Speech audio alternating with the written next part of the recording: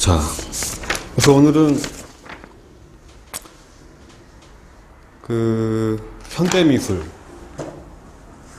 현대미술 중에서도 이제 모더니즘 미술이라는 개념을 갖고 다뤄볼 텐데요. 잠깐 들어가기 전에 용어 정리를 좀 하고 들어가야 될 것 같아요.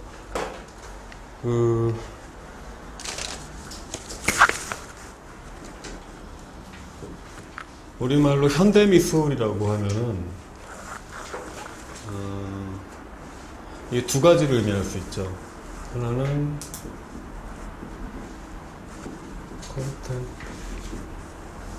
컨템포라리 아트, 그러니까 동시대 미술. 그러니까 지금 현재 진행형의 미술을 뜻할 수도 있고, 또 하나는 모던 아트를 뜻할 수도 있어요. 이 경우는 우리가 알고 있는 그 모더니즘 미술이죠. 또는 아방가르드라고도 하고요.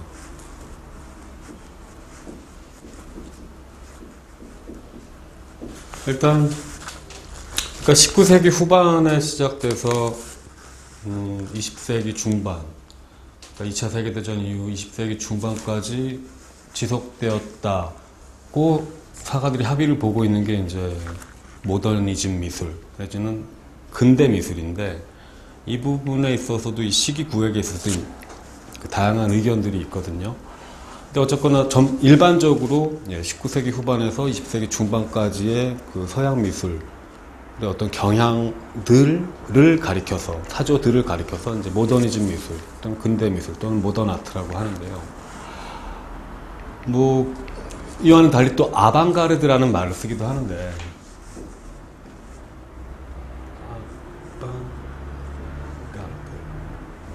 이 아방가르드 같은 경우는 아방가르드 같은 경우는 그 사가에 따라서는 모더니즘 미술과 동의어처럼 쓰이기도 하고, 또 다른 사람들은 두 개가 독립된 개념이라고 보기도 하고, 또 역시 분분합니다. 근데 아방가르드랑 모더니즘 미술 개념 구분 문제는 나중에 그 미학과 정치 내지는 예술과 정치 문제 다룰 때 그때 언급할 거고요, 자세하게. 일단 오늘은 아방가르드는 잠시 제껴두시고 이제 현대 미술에 집중할 텐데, 그 중에서도 모더니즘 미술에 집중할 텐데요. 자, 먼저 용어에 있어서 우리말로 현대 미술은 콘템포라리 아트, 그러니까 동시대 미술을 뜻하기도 하지만 동시에 모더니즘 미술, 그러니까 모던 아트를 뜻하기도 합니다. 근데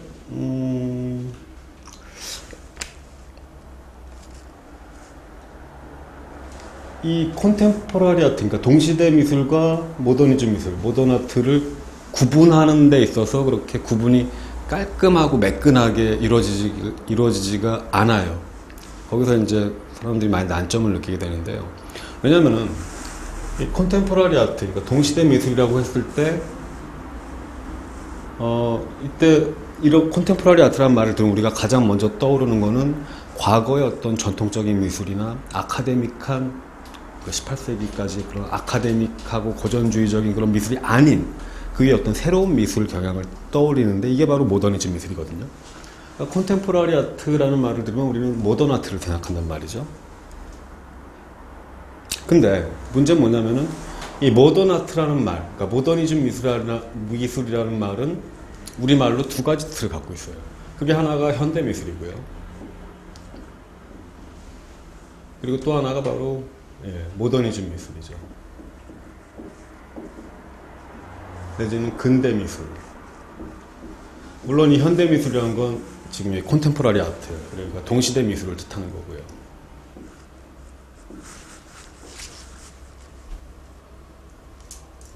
그러니까 이 모더니즘 미술, 모던 아트가 우리말로 현대 미술 내지는 동시대 미술로도 번역이 될 수 있고, 또 다른 한편으로는 모더니즘 미술, 즉 근대 미술로도 번역이 될 수 있기 때문에 이 콘템포러리 아트, 동시대 미술과 모던 아트, 모더니즘 미술, 이 두 가지를 구분함에 있어서 어떤 난점이 있습니다. 그러니까 겹치는 거예요. 그러니까 현대 미술이 모던 아트라는 표기에 의해서 의미될 때도 있고, 또 다른 한편으로는 콘템포러리 아트라는 표기에 의해서 의미될 수도 있죠. 물론 대체적으로 우리는 지금 현재 진영의 현대미술을 가리키기 위해서는 콘템포러리 아트를 사용하긴 합니다. 하지만 조금 더 넓은 의미에서는 역시 모더니즘 아트, 내지는 모던 아트를 뜻할 수도 있다는 거죠.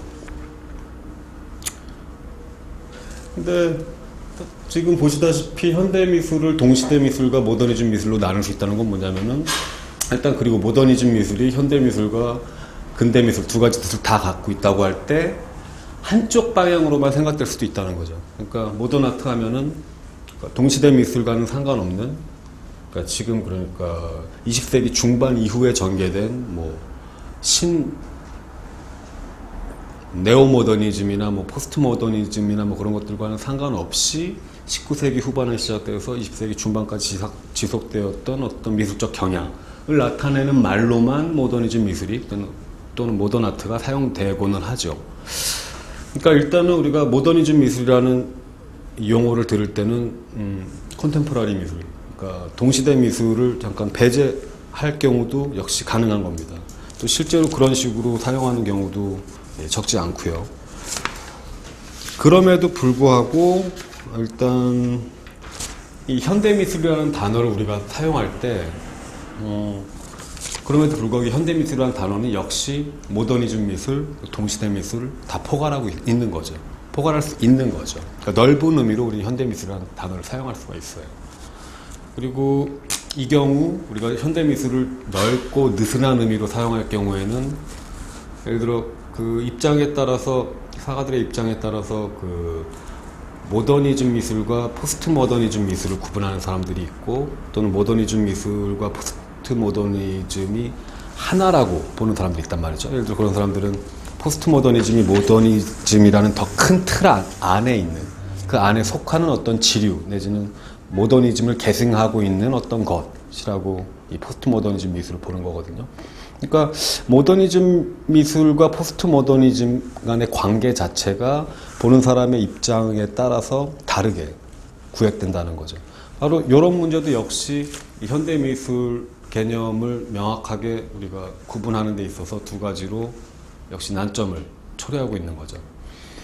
그러니까 일단 우리가 이런 사실들을 염두에 두고 있을 때 현대 미술이라는 용어를 느슨한 의미에서 얼마든지 사용할 수 있겠죠. 그러니까 단지 전제 조건이 붙는다면은 그러니까 현대 미술이라는 단어를 모더니즘 미술과 동시대 미술까지 다 포괄할 수 있는 넓은 개념이다라고 우리가 동의를 하고 사용을 할 때 이제 인지해야만 할 것은, 그럼에도 불구하고 모더니즘 미술은 동시대 미술과 구분될 수 있다는 사실을 보는 관점에 따라서, 그리고 역시 포스트 모더니즘 미술도 역시 모더니즘 미술과 구분될 수도 있다는 사실, 때로는 동일시되기도 하고, 그리고 또 보는 사가 입장에 따라서는 그 모더니즘과 포스트 모더니즘 사이에 네오모더니즘을 껴넣기도 하는데, 이렇게 모더니즘, 네오모더니즘 또는 후기 모더니즘 미술 내지는 그리고 포스트 모더니즘 뭐 이런 것들을 다 포괄할 수 있는 게 현대 미술이다 라고 일단 우리가 잠재적으로 동의를 하고 시작하면은 그때 맥락에 따라서 필요한 경우에 그 개념을 좀 더 우리가 덧붙여서 그 명확하게 해주면은 큰 무리 없이 단어들을 용어들을 사용할 수 있을 것 같습니다. 일단 우리가 오늘 다루게 될 주제는 바로 이 모던 아트, 모더니즘 미술이죠. 그러니까 단순하게 지금 현재 진행형의 현대 미술을 뜻한다기보다는 19세기 후반에 시작되어서 20세기 중반까지 지속되었던 미술의 경향을 나타내는 모더니즘 미술에 대해서 오늘 우리가 같이 생각해 볼 텐데요.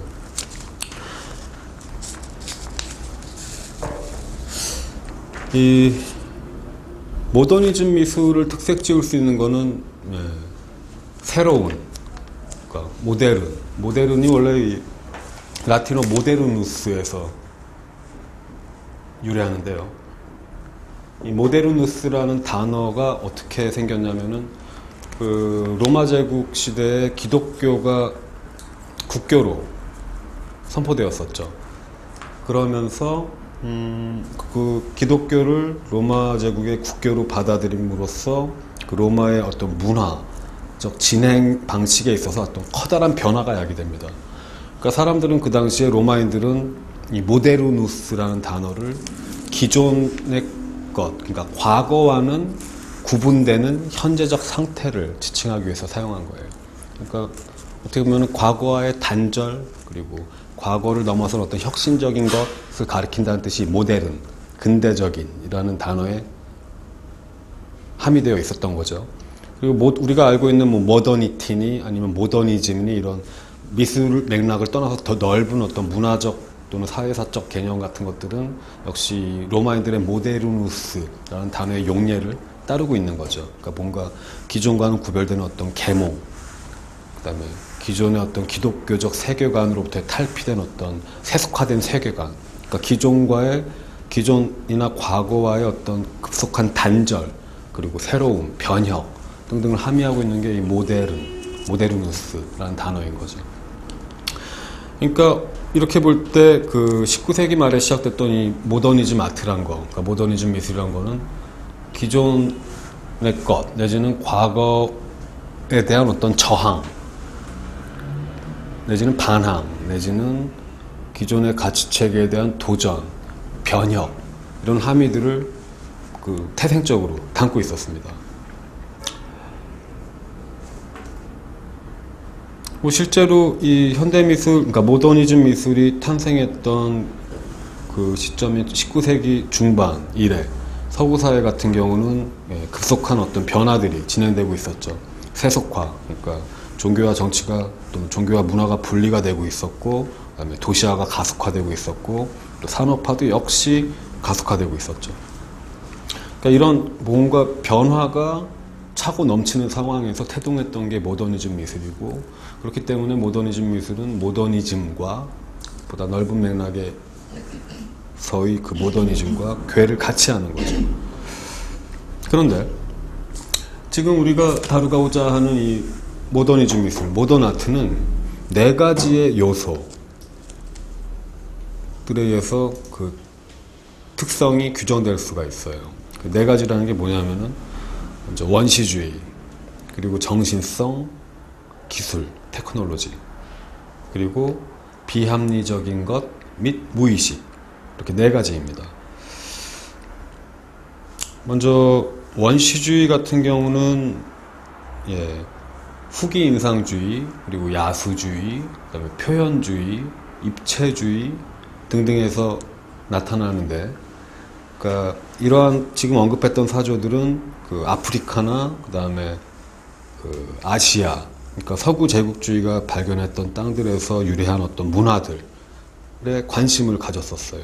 그러니까 지역 문화에 관심을 가졌었고, 이런 것들로부터 그 모더니즘 미술가들은 어떤 영감을 끌어냈죠.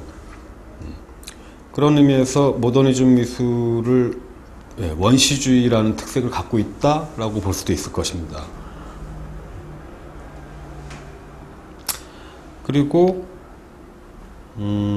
정신성, 예를 들어 추상미술 같은 경우에 있어서 그 초기에 추상미술은 그 물질주의나 아니면 세속 문명으로부터 해방된 상태, 어떤 순수한 상태를 추구했었어요. 그러니까 다른 이질적인 요소에 구애받지 않는 어떤 시각적 정신성이라고 할까요? 그런 것들을 탐구했다고 볼 수 있는 거죠. 이 부분은 역시 우리가 뒤에서 좀 더 구체적으로 다룰 거고요. 그리고 기술, 테크놀로지. 그러니까 이 19세기에 있어서 그 과학기술은 굉장히 비약적으로 발전했었는데, 이런 과학기술의 발전에 대해서 당시 지식인들이나 예술가들은 진심으로 감동을 했던 것 같아요. 그래서 뭐 이탈리아 미래주의, 그리고 러시아 구축주의, 그리고 네덜란드의 데슈틸, 독일의 바우하우스, 이런 사조들은 또는 유파들은 그런 기술 문명의 어떤 쾌거에 대해서 기술 자체를 찬양했었죠.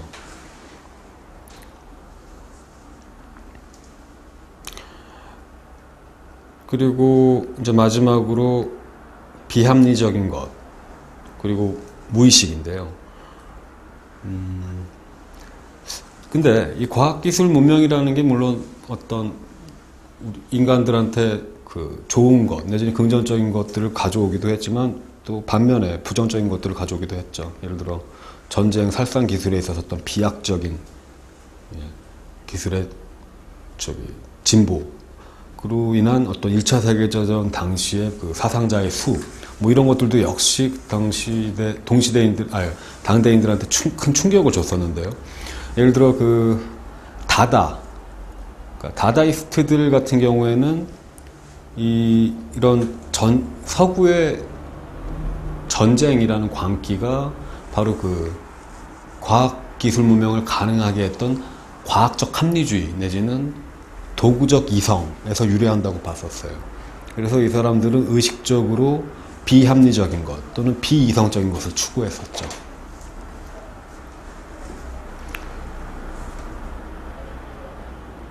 그리고 초현실주의자들 같은 경우는 그 무의식의 세계에 많은 관심을 가졌습니다. 그러니까 다다나 초현실주의 때문에 그 모더니즘 미술은 비합리적인 것 그리고 무의식이라는 특징을 갖게 된 거죠. 또 실제로 그 초현실주의자들 중에는 막스 에른스트 같은 사람들, 예를 들어 그런 사람들은 다다에도 참여를 했었죠. 그러니까 다다에서 초현실주의로 넘어가는 과정에는 어떤 연계점이 있는 겁니다. 지금 네 가지 특징들, 원시주의, 정신성, 기술, 그리고 비합리적인 것 및 무의식, 이 네 가지 요소들을 간략하게 설명드렸는데요. 그 현대미술의 혁명이라는 책으로 잘 알려진 한스 제들마이어라는 사람이 있는데요. 이 사람도 역시 모더니즘 미술, 우리 맥락에서 모더니즘 미술을 규정하는 그 네 가지 요소를 말하고 있습니다. 근데 이 사람은 좀 다른 어휘를 사용하는데요. 그게 바로 뭐냐면은 순수성, 기술적 구축, 광기, 그리고 근원입니다. 순수성. 여기서 순수성이라는 건 어떤 순수에 대한 추구 내지는 순수에 대한 열망인데 이게 결국 우리가 조금 아까 전에 말했던 정신성을 뜻하는 거죠. 그래서 그 제들마이어 같은 경우는 야수주의나 입체주의 그리고 순수추상 그리고 절대주의 같은 것들이 이런 정신성을 추구했다고 말하고 있는데 이제 우리가 좀 이따 보게 됐지만 결국 이런 정신성은 제들마이어에게 있어서 평면성과 연결이 되죠. 평면성 개념은 좀 이따 볼 테고요. 그리고 순수성 말고 또 제들마이어가 말한 게 기술적 구축. 이거 역시 기술이랑 겹치죠, 이 부분은. 그리고 광기. 이 광기가 이제 좀 아까 말했던 다다의 비합리주의, 내지는 비합리적인 것에 대한 추구, 그리고 초현실주의의 무의식에 대한 관심, 뭐 이런 것들과 겹치게 되죠. 그리고 마지막으로 근원적인 것에 대한 탐구가 있는데 이것도 역시 그 원시주의에 대한 그 당대 예술가들의 관심과 일맥상통합니다. 그래서 제들마이어 같은 경우는 이 네 가지의 요소들이 어떻게 보면은 모더니즘 미술 자체를 추동하고 움직였던 근원적인 동인이라고 보고 있는 거죠.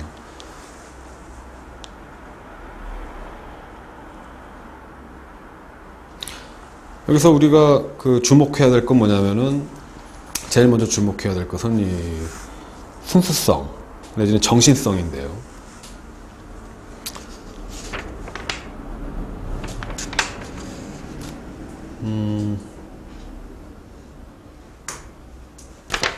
이 회화에 있어서 모더니즘 미술가들은 그 정신성 내지는 순수성을 추구했는데 순수성이란 건 여기서 뭘 뜻하냐면은 뭔가 그림이라는 어떤 매체에 있어서 이질적인 것들을 축출해버리고 내지는 배제해버림으로써 회화가 가진 근원적인 순수성을 회복하는 것이 이 사람들이 추구했던 겁니다. 그러니까 그림에게 있어서 이질적인 것들이 뭐가 껴 있었을까 생각해 보자면은 예를 들어 건축적인 요소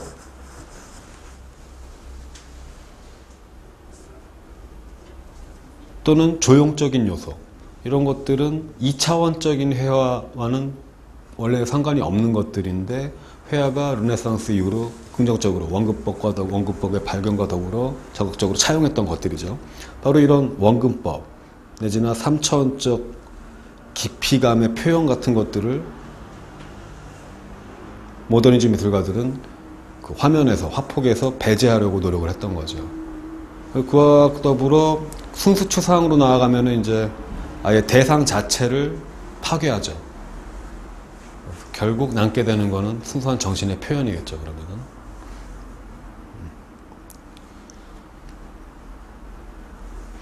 그리고 이것은 곧 제들마이어가 볼 때, 결국 모더니즘 회화가 일종의 평면성을 추구했다는 것을 뜻합니다.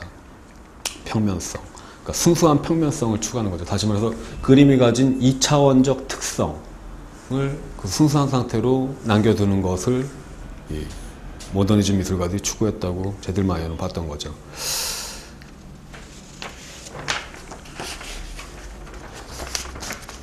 그래서 이제 우리는 오늘 이 모더니즘 미술을 규정하는 이 네 가지 요소들 중에서 일단 원시주의는 제외하고요.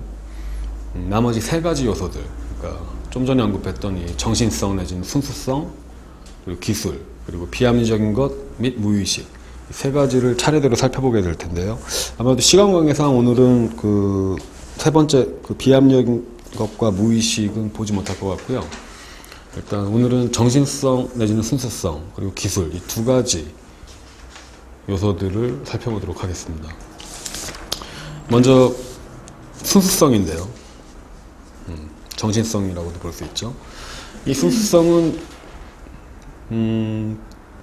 탈모방 예술적 혁명으로서의 대상 파괴를 뜻합니다. 그러니까 기존의 미술 내지는 전통 미술이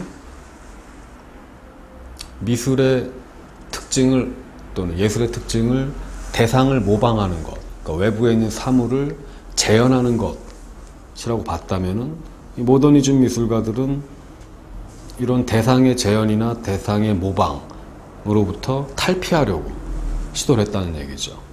그리고 대상의 재현 내지는 대상의 모방으로부터 벗어난다는 건 곧 대상을 묘사하지 않는다는 걸 뜻하게 되고 결국엔 대상의 파괴를 뜻하죠. 그러니까 그림 안에서 또는 회화 안에서 예를 들어 추상 회화 같은 경우 우리가 그 외부에 있는 어떤 사물이나 사람 내지는 특정한 존재자들 또는 생명체들, 물건들과 동일시할 수 있는 또 그런 것들로서 식별할 수 있는 어떤 구체적인 형태, 그러니까 구상적인 형태들을 찾기는 힘들죠.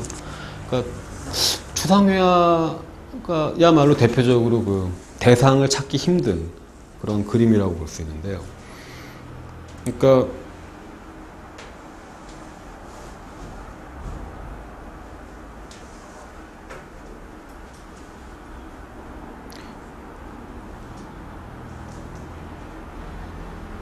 대상의 파괴라는 어떤 결과로 귀결됐던 것은 결국 그 이유는 그 모더니즘 미술가들이 순수성을 추구하다 보니까, 그러니까 화폭의 2차원성, 다시 말해서 평면성을 추구하다 보니까 이질적인 요소들, 3차원적 깊이감이라든가 원근법적인 요소들이라는 어떤 대상의 명확한 형태들 같은 것들을 포기하게 되고 배제하게 되고 그러다 보니까 단계적으로 점점 대상이 없는 그림, 그러니까 형태가 없는 그림으로 나아갔다는 게 이제 제들마이어의 입장이죠. 뭐 그리고 이런 비슷한 입장을 역시 클레먼트 그린버그라는 사람도 가졌었는데요. 이 그린버그도 제들마이어와 마찬가지로 현대미술이 순수성을 향해서 나아갔고 그 결과 평면성이나 2차원적 매체성으로 귀결되었다고 주장을 한 바 있습니다. 그리고 여기서 이제 그린버그가 강조하는 건 바로 이 매체성이나 평면성에 함유되어 있는 예술의 자율성이죠. 예술의 자율성. 이게 뭐냐면은 결국에는 현대미술이 추구했던, 그러니까 모더니즘 미술이 추구했던 순수성이란 건 자족적인 어떤 특징을 내지는 자기지시적인 특징을 갖고 있었다는 거죠. 그러니까 그 전의 그림들, 전통 회화를 보자면은 예를 들어 그림 안에 꽃병이 묘사가 되어 있단 말이죠. 이런 꽃병의 그림 안에 그려진 꽃병은 사실 자족적이지 않죠. 왜냐면은 자기 바깥에 어떤 것을 지시하니까요. 뭐냐면은 외부에 실제로 존재하는 꽃병, 그러니까 이 그림의 모델이 됐던 실제하는 꽃병을 지시하고 있으니까요. 그러니까 사실 모방으로서의 회화, 내지는 재현으로서의 회화, 내지는 예술이라는 거는 자족적이거나 자기지시적인 어떤 작품이 될 수가 없었죠. 근원적으로, 태생적으로. 반면에 그린버그가 볼 때 모더니즘 미술에 있어서 회화라는 거는 자기지시적이고 자족적인 어떤 특징을 갖고 있는데, 그 이유는 이제 순수성에 대한 추구, 그러니까 평면성에 대한 추구 때문이다라고 말하고 있는 거죠. 그러니까 결국에는 그 모더니즘 미술에 있어서 특히 회화들이 그 2차원적 편명성이라는 회화의 매체적 특징 이외의 다른 것들, 그러니까 회화의 화폭의 이질적인 것들을 배제하려고 노력하다 보니까 결국에는 그 매체의 특수성으로 굳어졌다라고 그린버그는 보고 있는 거죠. 그리고 그 결과 그 예술은 어떤 자율성을 갖게 된 거죠. 여기서 자율성이라는 거는 그 외부적인 상황이나 조건으로부터 독립된 상태를 뜻하는 거죠.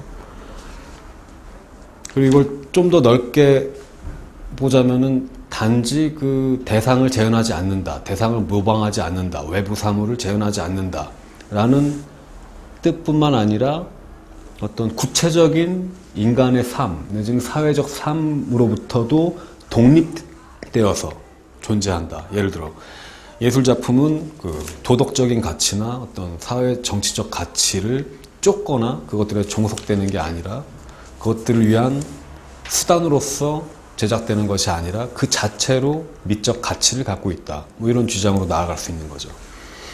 그리고 아시다시피 그린버그 같은 경우는 형식주의자였죠. 그래서 예술의 자율성을 굉장히 강조했던 사람입니다.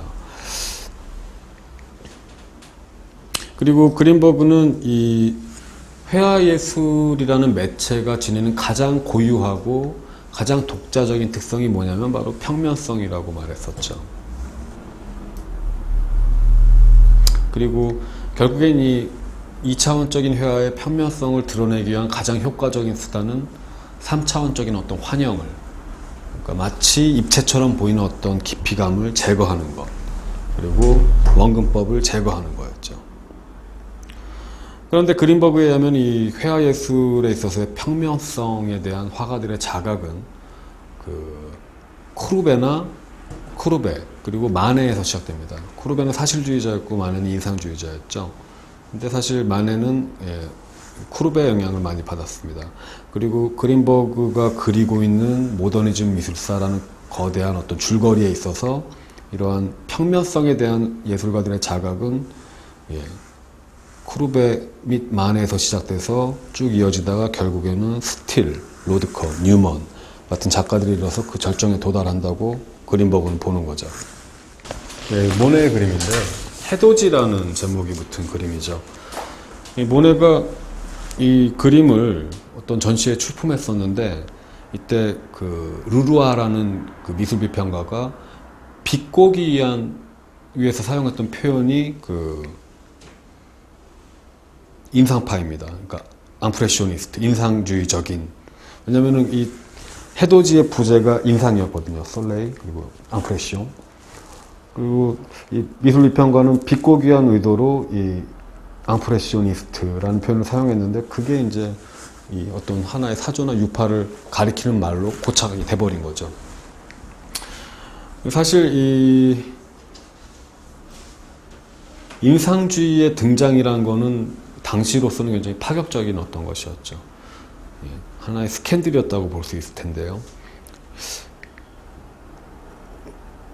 그래서 어떤 사가들은 현대미술, 그러니까 모더니즘 미술이 인상주의와 더불어 시작되었다라고 주장하는 사람들도 있죠. 그러니까 어떻게 보면 인상주의자들의 등장이라는 사건이야말로 구시대의 미술로부터 모더니즘 미술, 그러니까 새시대의 미술을 구분지어주는 아주 획기적인 사건이었다라고 보는 거죠. 이 마네 같은 경우는 그 쿠르베의 사실주의를 계승했습니다. 그 가운데 이제 인상주의를 개척했는데요. 프루베 같은 경우는 본 것을 있는 그대로 그려야 한다 라는 원칙을 제시했었어요. 바로 이 원칙에 만에는 동의를 했던 거죠. 그리고 만에는 본 것을 있는 그대로 그리기 위해서도 어떤 새로운 양식 내지는 새로운 표현의 기법이 필요하다고 느꼈었고요.